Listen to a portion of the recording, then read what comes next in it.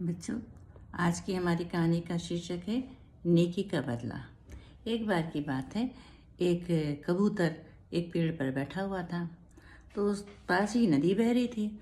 उसमें उसने देखा कि एक चींटी पानी में बहती हुई चली जा रही है और चींटी बार बार किनारे पर आने की कोशिश करती है, लेकिन वो फिर पानी के अंदर धारा में बह जाती।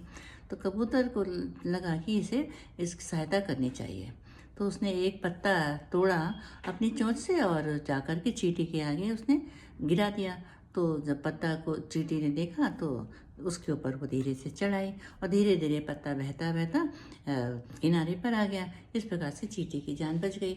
चींटी इधर बाहर निकली ही थी, उसने देखा कि जो बहेलिया है वो पेड़ के नीचे बैठा है और उसके पास जो लंबा डंडा है और उसमें जो फंसाने वाला हुक लगा है वो धीरे धीरे ऊपर कर रहा है और कबूतर को फंसाने के लिए अपने डंडे को बढ़ा रहा है। तो चींटी ने देखा कि अरे ये तो भी कबूतर को का शिकार कर लेगा, तो अब फिर क्या करना चाहिए। तो उसने सोचा और वो जल्दी जल्दी चल के जा रही थी बहेली के पास में।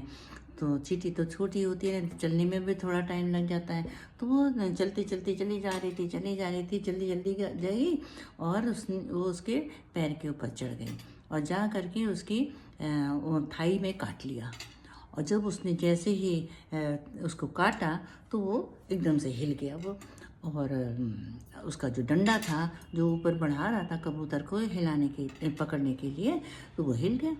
तो उसके डंडे के हिलने के कारण जो पेड़ के जो पत्ते थे वो खड़खड़ा गए और जो कबूतर जो निश्चिंत होकर बैठा हुआ था, उसने बहेलिया को नहीं देखा था, वो सावधान हो गया और देखा कि अरे नीचे तो बहेलिया है। तो इस प्रकार से कबूतर की जान बच गई। तो बच्चों, कबूतर ने चींटी की हेल्प की, वो भी बिना किसी स्वार्थ के की थी। तो जब चींटी जो थी, जब उसने देखा कि कबूतर मुश्किल में है, तो उसने कबूतर की सहायता कर दी, बहेली को काट लिया।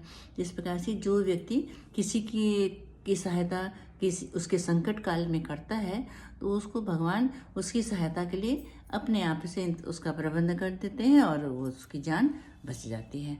तो इस तरह से नेकी का बदला भगवान किसी न किसी तरीके से हम सबको देते हैं। जो नेकी करता है उसका फल उसको अवश्य मिलता है।